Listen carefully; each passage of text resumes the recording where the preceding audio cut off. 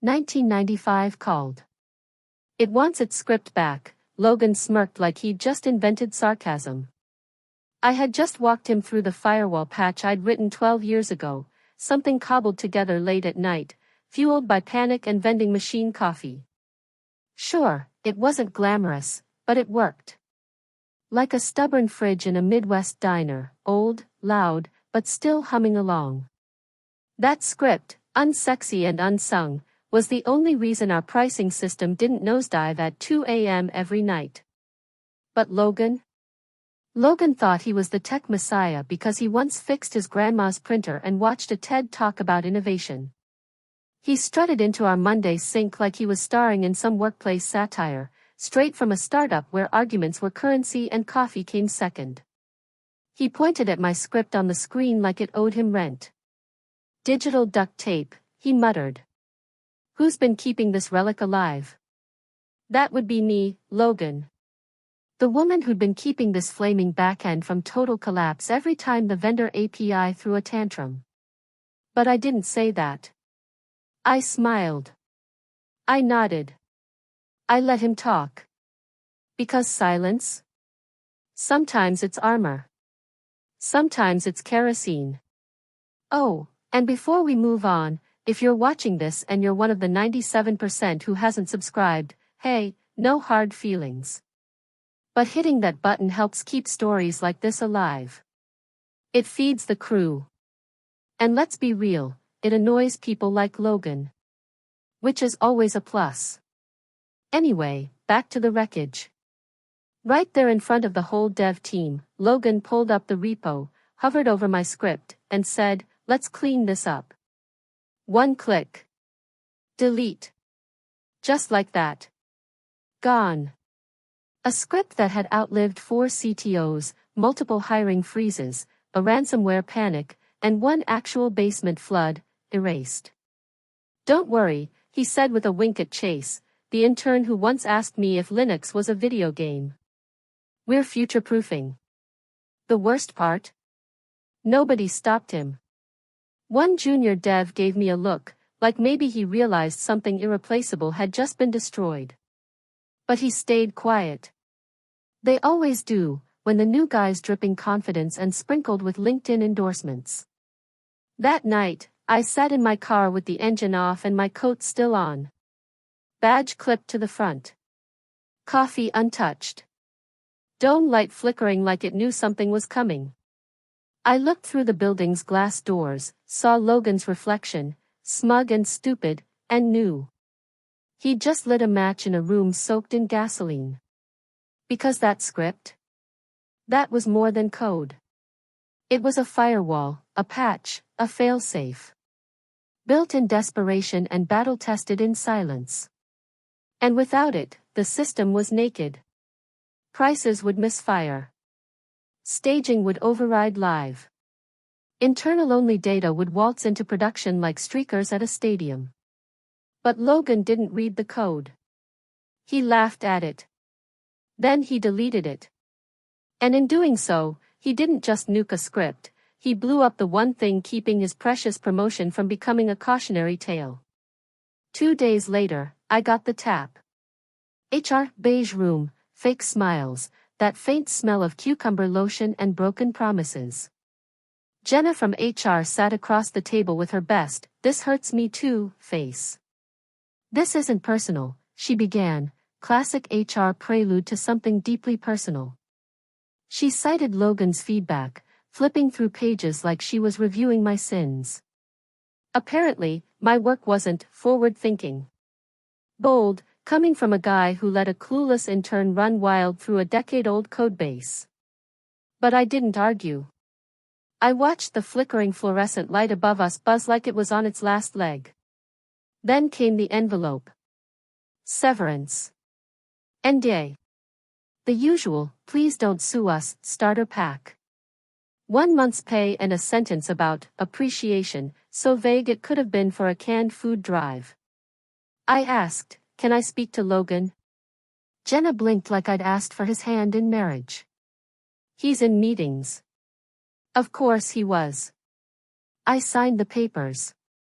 I'd already started packing the minute he clicked delete. Back at my desk, everyone suddenly forgot how to make eye contact.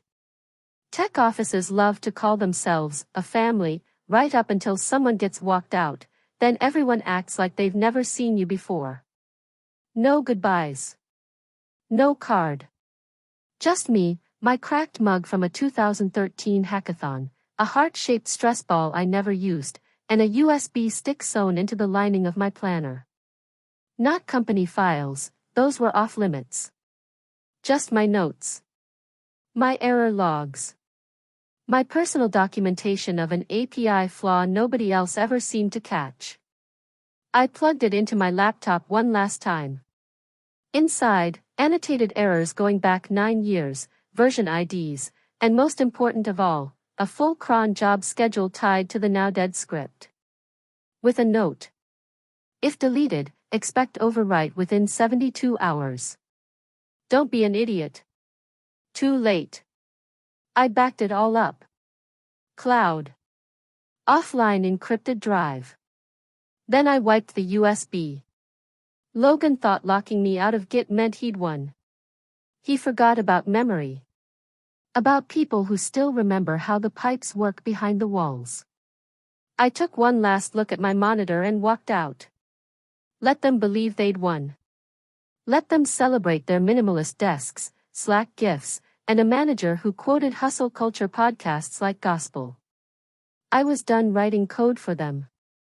Now I was just waiting. Chase, fresh into my old role, swaggered in like a toddler wearing steel-toe boots. Grinning. Clueless. From a safe distance, I watched. Sipped bitter diner coffee. Monitored the Slack like it was a slow-motion pileup. They gave him the keys. Root access. Deployment permissions. Everything. And Chase? He didn't even know how to spell cron job. But Logan hyped him up like he was Moses coming down from AWS. 2 days in, Chase posted in the dev channel, clearing out some clutter. Deleting a bunch of legacy scripts today. Wish me luck, grinning face with sweat. There it was. The trigger word, clutter. I knew what he meant. Deep in the utilities folder lived a handful of shell scripts, some marked deprecated by managers who thought renaming a file was the same as replacing it. One of them was mine. The firewall patch had no UI. No flair. Just raw utility. I wrote it in the dead of night after discovering a bug the vendor refused to fix. The bug let staging data flood live endpoints. Wholesale prices. Dummy values. Internal-only rates. Exposed. So I fixed it. A watchdog script that scanned for staging markers in payloads. If it found one, it blocked the push, logged the event, and sent an alert straight to me. It saved us countless times. And now, some intern was nuking it because it didn't look pretty. By Friday, the commit was live. No review. No backup. Just, remove deprecated scripts, clean up hashtag task. I stared at the commit hash like it was a countdown timer on a bomb. Then I opened my logs. The next scheduled sync. Saturday morning. 3 a.m. Without the patch, nothing would stop staging from pouring into live. And those placeholder prices? They weren't just low, they were wrong. Labeled dummy, not final, sometimes 60% below retail. But Chase didn't know that. He thought he was tidying up. God help them all. He'd lit the fuse, and I knew exactly when the blast would come. So I did what anyone would, made popcorn, downloaded a copy of the public product catalog, checked my alerts, snapped a few screenshots of the last cron job still referencing my now disabled patch, and waited. Because the great thing about bad engineering decisions? You don't need to lift a finger. You just have to let them rot. 3:07 a.m. Saturday. I was awake. Not because I'm some petty tech gremlin bent on revenge, okay, maybe just a bit, but because I knew that was the precise moment the dominoes would fall. On schedule, the deployment script ran. No human eyes on it. No sanity check. Just a cold, robotic transfer of data from staging to production. And this time, no firewall to block the flood. The glitch didn't explode. It whispered. Quiet.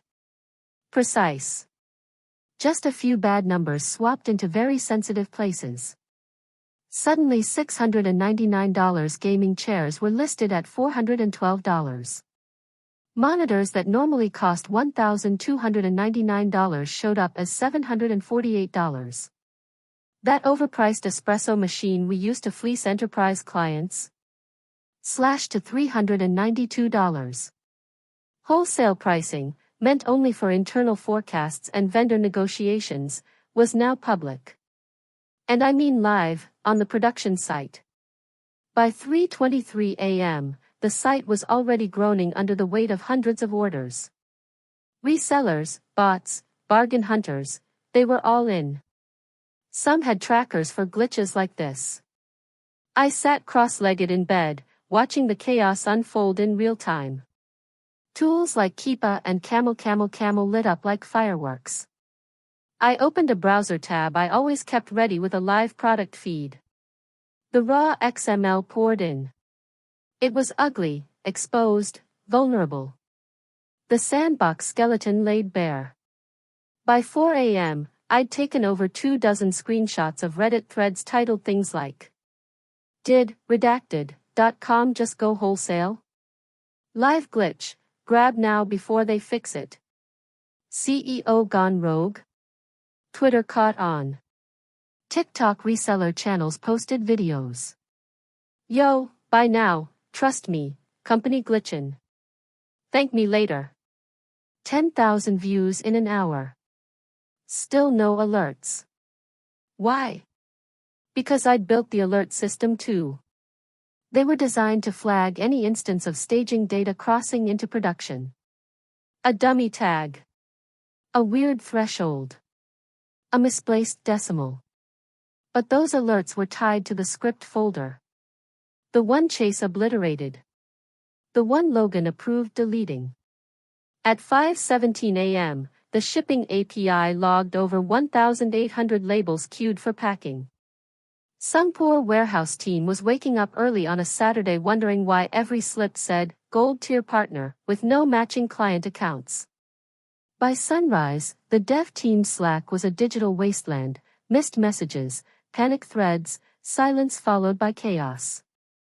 Someone had finally noticed.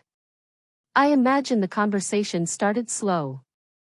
Wait, why is SKU GG 1001 showing at $312? Wasn't that $849 yesterday? Why are there 400 orders for it in 3 hours? Guys? Are we live with staging prices? Yes, sweet summer children. You were. Across the country, small business owners were triple-checking their carts and racing to cash out like it was Black Friday after a power outage. I said nothing. Didn't gloat. Didn't post. Just sat there, warm mug in hand, watching the ship that threw me overboard start to sink from the hull. Vindication didn't need applause. It needed silence. By 8:11 a.m., support activated their oh crap protocol.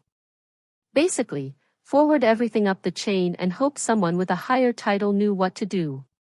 The support inbox was buckling. Subjects lined up like horror headlines. Order confirmed at wrong price. Still honored, right? Need 200 more units at your wholesale rate. Thanks for the glitch, smiling face with sunglasses. One poor agent, Kimberly, bless her caffeinated soul, was copy-pasting canned replies about unexpected pricing errors under investigation. She even tried calling Logan. Straight to voicemail. Meanwhile in sales, things hit critical mass. Halfway through a regional pipeline meeting, someone refreshed the dashboard. Revenue spike. Wrong products. Wrong clients. All high-margin items. All deeply discounted. What the hell is SKU GG101 doing at $312? That's a flagship, someone barked. A junior analyst began pulling sales logs. The numbers weren't just off, they were hemorrhaging. Bot clusters had wiped out entire product categories. B2B resellers that hadn't touched the platform in years were back with a vengeance, maxing out every bulk order field. And Logan? Logan was in a trendy cafe, sipping an overpriced matcha and posting about innovative disruption on LinkedIn. He walked into the office at 9:46 a.m. to pure chaos. Support had 2 agents crying. Sales was mid-emergency call with the CFO. Inventory was buried alive in spreadsheets, trying to reconcile reality with whatever had just shipped. Logan's swagger evaporated before he got off the elevator. First thing he did was confront Ecom. Michelle, who approved these pricing changes? Didn't you test the catalog updates? Michelle stared at him like he'd just spoken dolphin. You're asking me? We only updated the back-to-school banner. Pricing integrity is your team's responsibility. And that's when the blame carousel began. Logan snapped at Dev, Dev pointed at Chase. Chase, now paler than printer paper, stammered. I was told those were deprecated. I was just cleaning up. I didn't know. Of course you didn't, kid. Logan swung back to Michelle.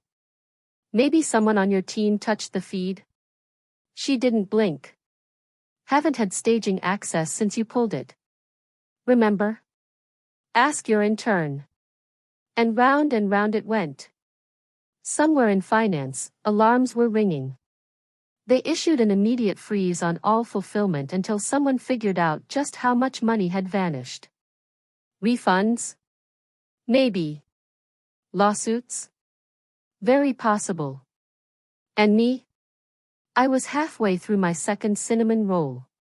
Watching from the sidelines as a friend from Dev forwarded screenshots from Slack. Logan's unraveling, she texted. Blaming the inventory API. Michelle's about to deck him. I didn't reply. Just tapped the photo. Zoomed in on Logan's face, red, panicked. Chase slouched beside him like a wilted plant. Behind them, a whiteboard. Scribbled chaos. Circles. Arrows. One word in all caps, firewall. The spiral was well underway. No one could trace it back yet. But it was accelerating. By 10:12 a.m., revenue discrepancies had gone from "oops" to "call the lawyers." Some poor soul in finance built a real-time dashboard showing margin loss. Red numbers on black. A submarine's death knell. $4.2 million burned in just 8 hours. The board noticed. The CEO, mid-keynote at a leadership retreat in Scottsdale, was pulled from the stage mid-sentence. One whispered phone call later, he was on a plane back, still wearing his name badge. The emergency Zoom call started with, "How bad is it?" and ended with people muting mics to scream into their palms. Logan was rambling. Spitting buzzwords. Unexpected pricing injection. Short-term data misalignment. Restoration of pricing integrity. The logistics director cut in, jaw tight. We've already fulfilled 400 plus orders. They're packed. Outbound. We can't claw this back without recalling half our shipments. Michelle crossed her arms. Maybe next time don't delete scripts you don't understand. Someone muted. Probably to scream. And then, the CEO asked the question. What changed? What triggered this? All eyes shifted. Logan blamed the staging sync. Michelle pointed to access logs. And then, bless him, Chase cracked. I deleted the script folder. I deleted a few scripts. Didn't realize one of them was still mission critical. It had been marked deprecated. You could hear a pin drop when it happened.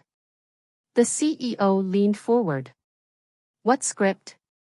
Chase, I said. It was a firewall. Possibly part of pricing validation.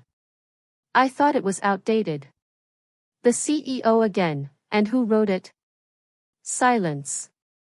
Then Michelle, calm as stone, the woman you laid off 2 days before the breach.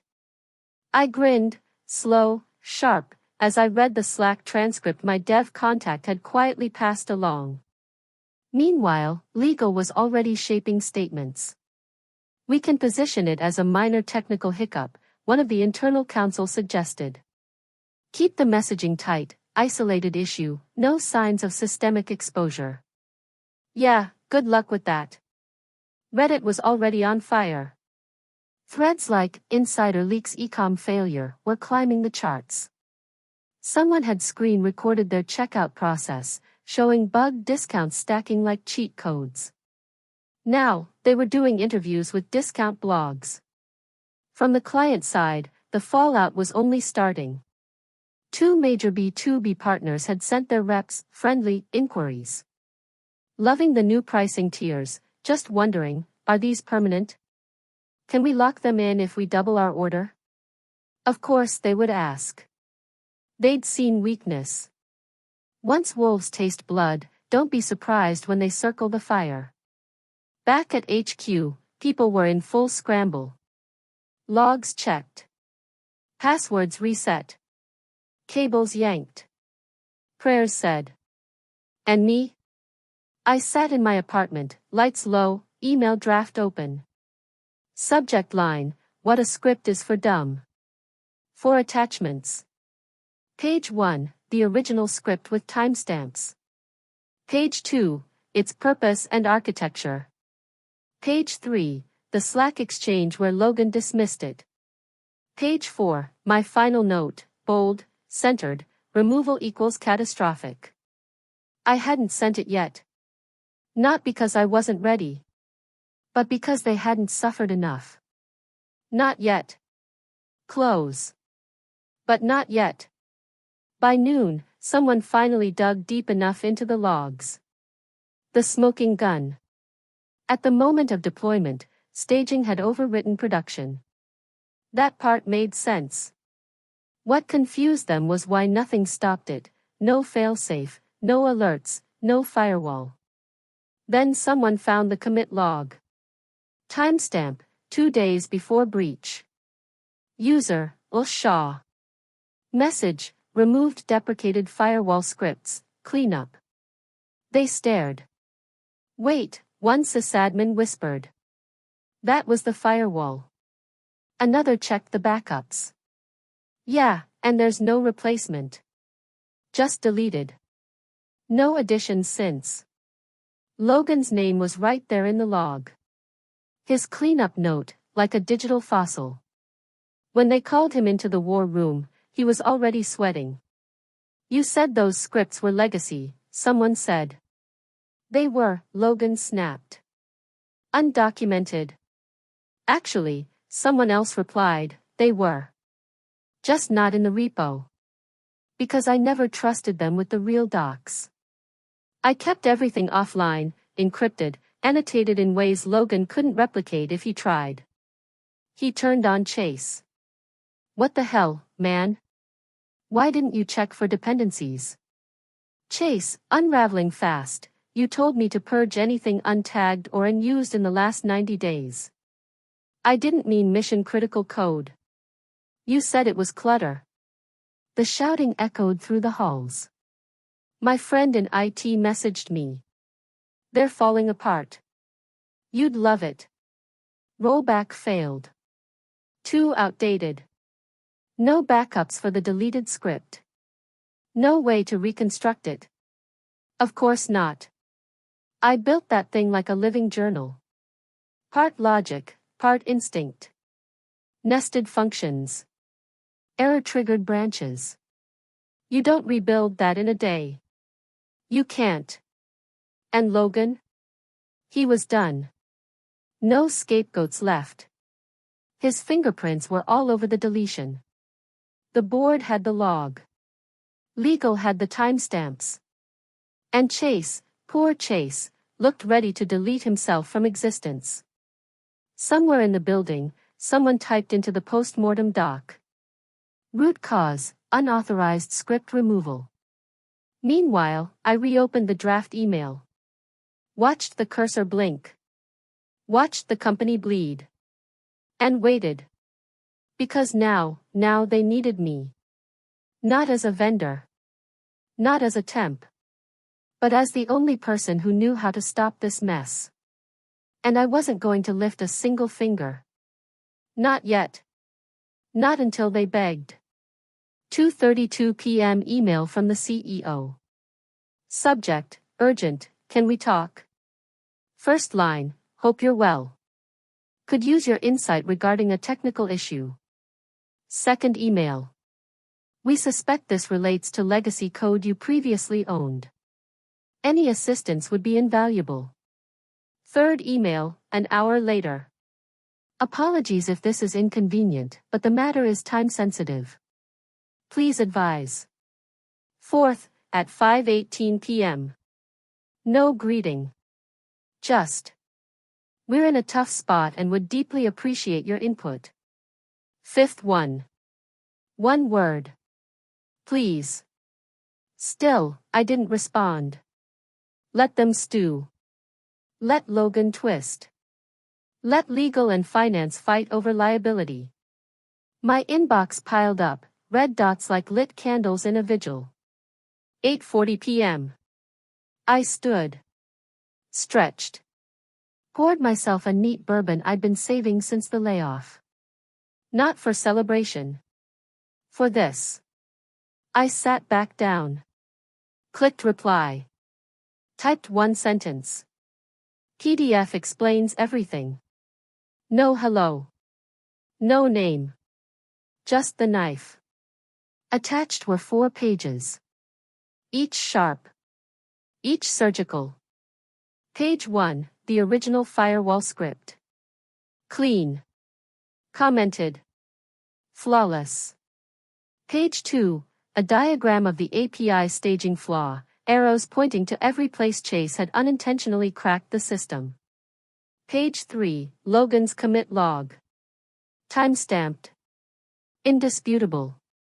Page 4, Slack screenshots. Logan, what is this, 1995? Then a clown emoji. Chase, should I delete it? Logan, torch it. We're not a museum. My dev contact messaged me 30 minutes later. The CEO just opened the PDF live on Zoom with half the board. Logan tried spinning it, taken out of context. Then they got to page 4. You could feel the resignation letters being mentally drafted. I chuckled. Closed my laptop. Topped off my drink. Waited for part 9 to write itself. The CEO read from the PDF aloud. Rustling suits. Muted mics. That collective breath before the iceberg hits. Page 1 title, What a Script is for Dummies. Even legal cracked a smile. First page, the code. Shell script poetry. 200 lines. 10 years of insight. Commented with warnings like, do not delete this unless you want to work retail again. Second page, full breakdown. Line by line. How it worked. What it shielded. Where it logged, what it blocked. Third page, the fatal commit. User, Shaw. Action, remove the exact script that was the keystone of the entire price validation stack. Fourth page, Slack. Mockery. Emoji. Deletion order. Logan blinked fast. Leaned in like he could explain his way out through sheer desperation. That convo was casual. I didn't know there were dependencies. The CEO didn't flinch. Didn't argue. Just turned, looked off screen, and said, You're dismissed. Not fired. Dismissed. Like a child. Like a nuisance. Logan opened his mouth, then shut it. Someone forgot to mute. You could hear the exhale. Maybe a laugh. The CEO continued, calm. Finance, begin loss estimates. Legal, draft vendor disclosures. Let's reevaluate retention packages for cut key staff. I closed my laptop again. The screen went black. The silence felt earned. And I smiled. We'd have to earn back the trust we lost. Then, in a voice so soft I almost missed it, he said. We should consider reaching out to our former engineer, but tread lightly. I shut the laptop without a word. That was it. The precise instant my dismissal turned into definition. Not because I had the final say. But because I became the final say. They wiped a script from the system. But the real loss? They erased their last safeguard. And I let it happen. Thanks for watching.